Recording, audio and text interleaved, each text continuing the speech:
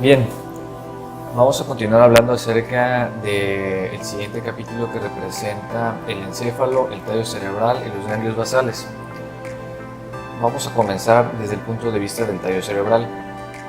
El tallo cerebral es la parte que constituye estos elementos que son la médula oblongada, el puente, o también llamado protuberancia, y el mesencéfalo.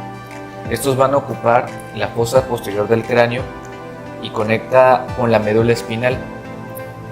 Esta parte también va a conectar con la parte del prosencéfalo, o lo que va a ser el cerebro anterior ensanchado. Normalmente vamos a tener tres funciones que se le caracterizan, y es que actúa como un conducto para las vías ascendentes y descendentes. Cuando hablamos de estas vías nos referimos a los estímulos que viajan de afuera hacia adentro y de adentro hacia afuera, que también en un concepto médico podríamos llamarlas aferencias, aquellas que viajan desde la parte de afuera hacia adentro, y las eferencias, que son las que viajan desde adentro hacia afuera. Estas van a conectar con la médula espinal, con las diferentes partes de todo lo que sería la parte superior en el prosencéfalo. El prosencéfalo sería la parte más superior de lo que es el cerebro. 2.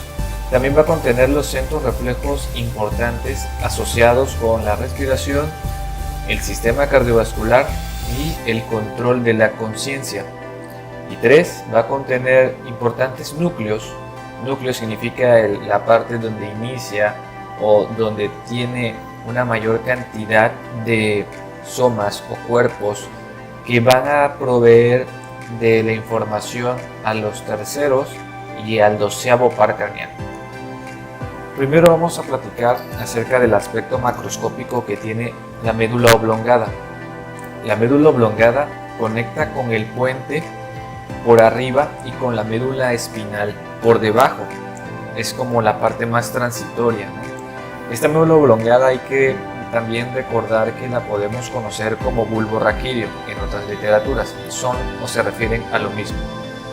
La unión de la médula oblongada con la médula espinal va a estar prácticamente en el origen del primer nervio espinal, aproximadamente un poquito o al nivel del agujero magno. La médula oblongada tiene una forma de cono con el extremo más ancho dirigido hacia arriba. Va a constar o se va a observar un conducto ependimario o canal central, que se va a continuar hacia arriba en la mitad inferior de la médula oblongada, ya que en la mitad superior se expande posteriormente para formar una cavidad que va a recibir el nombre de cuarto ventrículo. Este conducto ependimario básicamente contiene líquido cefalorraquídeo. En la superficie anterior de la médula oblongada se encuentra la fisura media anterior, que se continúa hacia abajo con la fisura media anterior de la médula espinal, o sea, es la continuación.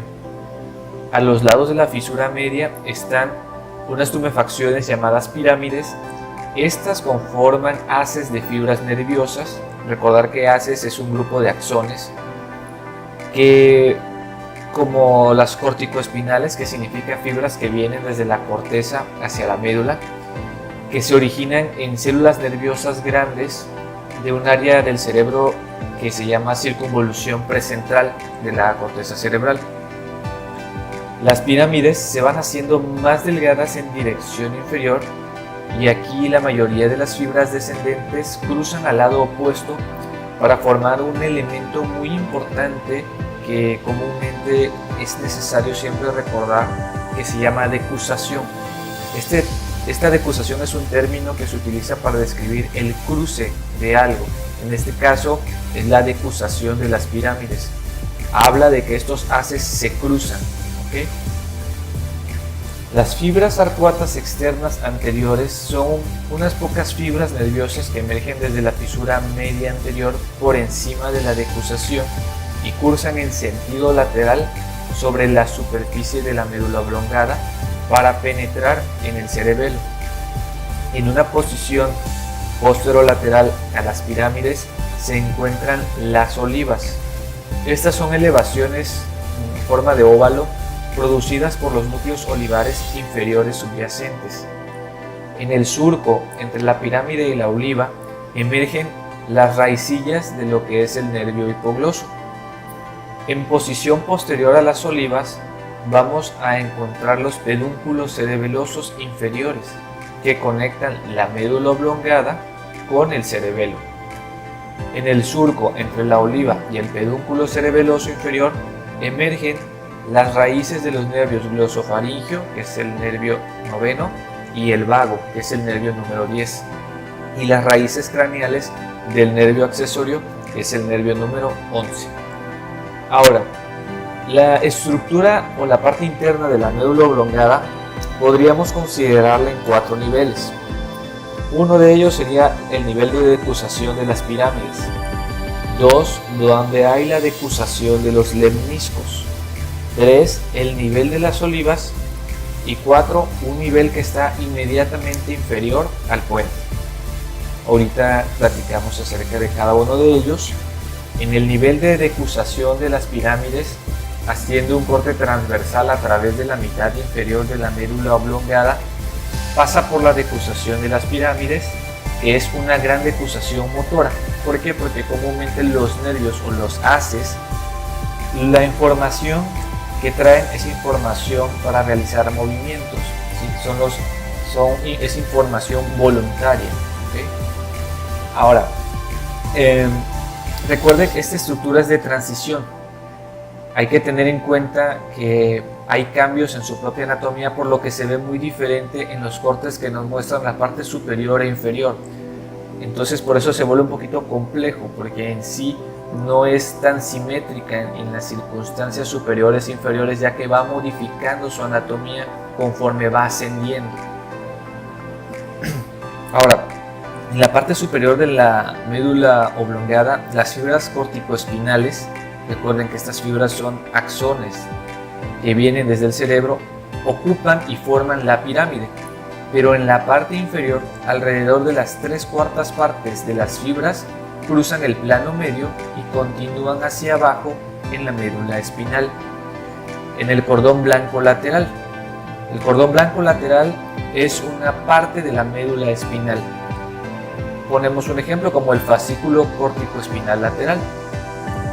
Conforme estas fibras cruzan la línea media, interrumpen la continuidad entre el cordón anterior de la sustancia gris de la médula espinal y la sustancia gris que rodea el canal central.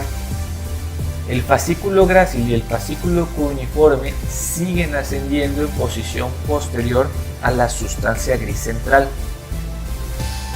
Hay que recordar que el fascículo grácil y cuneiforme son estructuras de la médula espinal, y al ir ascendiendo hasta la médula oblongada, esta parte de aquí es la continuación. Fascículo grácil y cuneiforme son estructuras también que están en la médula espinal. El núcleo grácil y el núcleo cuneiforme aparecen como extensiones posteriores de la sustancia gris central.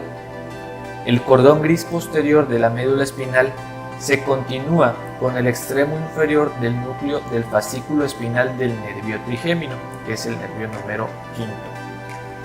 Las fibras del fascículo del núcleo están situadas entre el núcleo y la superficie de la médula oblongada. Los cordones blancos laterales y anteriores de la médula espinal se identifican con facilidad en esas secciones y la disposición de sus fibras no va a cambiar. Bien, después sigue el nivel de decusación de los lemniscos. En un corte transversal a través de la mitad inferior de la médula oblongada, un poco más por encima del nivel de la decusación de las pirámides, pasa a través de la decusación de los lemniscos. Es una gran decusación, pero esta tiene características sensitivas. Eso es una gran diferencia entre la decusación de las pirámides, que es motora. La decusación de los lemniscos tiene lugar en la posición anterior a la sustancia gris central y posterior a las pirámides.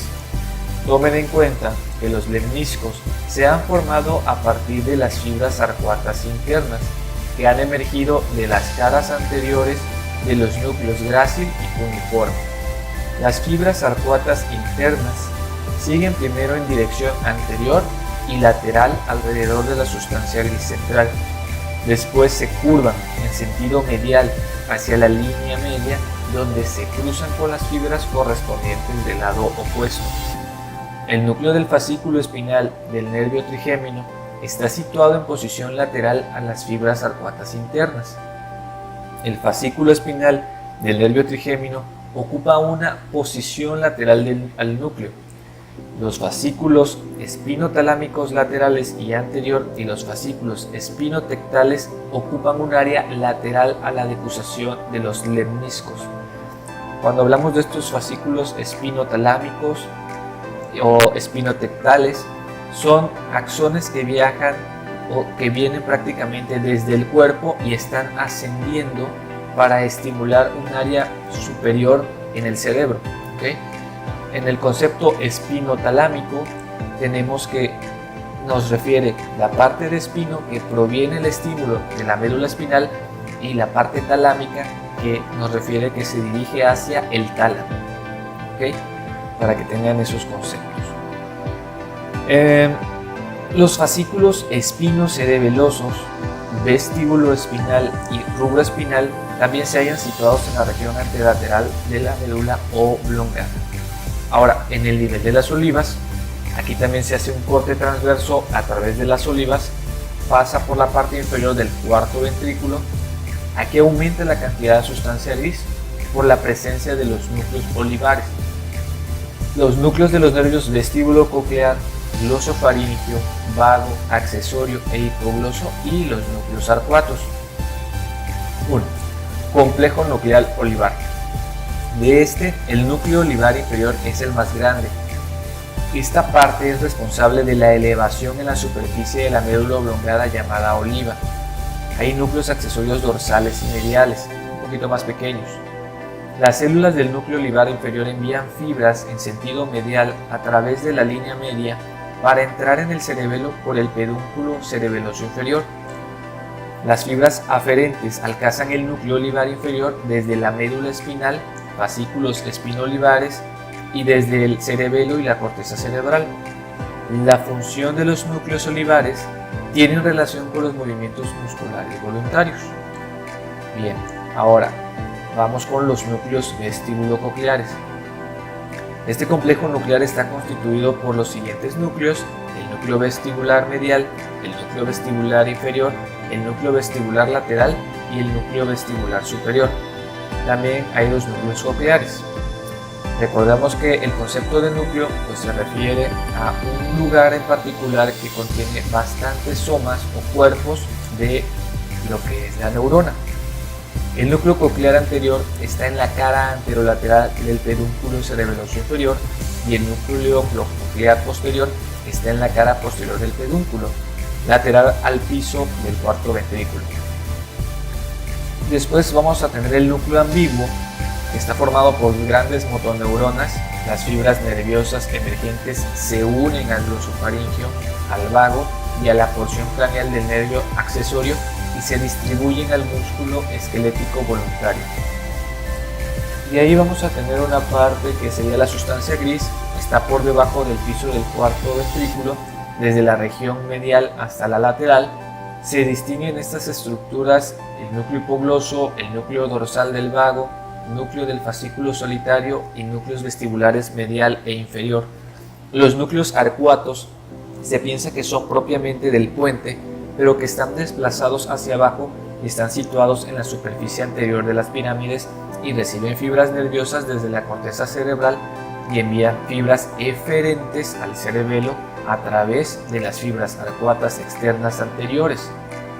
Las pirámides contienen fibras córtico-espinales y algunas corticonucleares y están situados en la parte anterior de la médula oblongada, separadas por la fisura media anterior. Las fibras córtico-espinales descienden hasta la médula espinal y las fibras córtico-nucleares son distribuidas por los núcleos motores de los nervios craneales situados dentro de la médula oblongada. El lemnisco medial forma un tracto aplanado a cada lado de la línea media posterior a la pirámide. Estas fibras emergen de la decusación y transmiten información sensitiva al tálamo. El fascículo longitudinal medial forma un pequeño tracto de fibras nerviosas situadas a cada lado de la línea media posterior al menisco medial y anteriores del núcleo hipogloso. Consisten en fibras ascendentes y descendentes. El pedúnculo cerebeloso inferior está situado en la esquina posterolateral del corte, en el lado lateral del cuarto ventrículo. El fascículo espinal del nervio trigémino y su núcleo están situados en la cara anteromedial del pedúnculo cerebeloso inferior. El fascículo espinocerebeloso anterior está situado cerca de la superficie en el intervalo entre el núcleo olivar inferior y el núcleo del fascículo espinal del nervio trigémino. El lemnisco espinal consta de fascículos espinotalámicos anterior, espinotalámico lateral y espinotectal y ocupa una posición profunda. La formación reticular, compuesta por una mezcla difusa de fibras nerviosas y pequeños grupos de células nerviosas, ocupan una posición profunda posterior al núcleo olivar. En este nivel, la formación reticular solo representa una parte pequeña del sistema que también está presente en el puente y el mesencéfalo. Los nervios glosofaringio, vago y porción craneal del accesorio tienen un trayecto hacia adelante y en sentido lateral a través de la formación reticular. Las fibras nerviosas emergen entre las olivas y los pedúnculos cerebelosos inferiores. Los nervios hipoglosos también tienen un trayecto en sentido anterior y lateral a través de la formación reticular y emergen entre las pirámides y olivas. Después está el nivel que está inmediatamente inferior al puente, con la protuberancia. Aquí no hay cambios importantes. El núcleo vestibular lateral ha sustituido al núcleo vestibular inferior y los núcleos cocleares se ven ahora en las superficies anteriores y posterior del pedúnculo cerebeloso.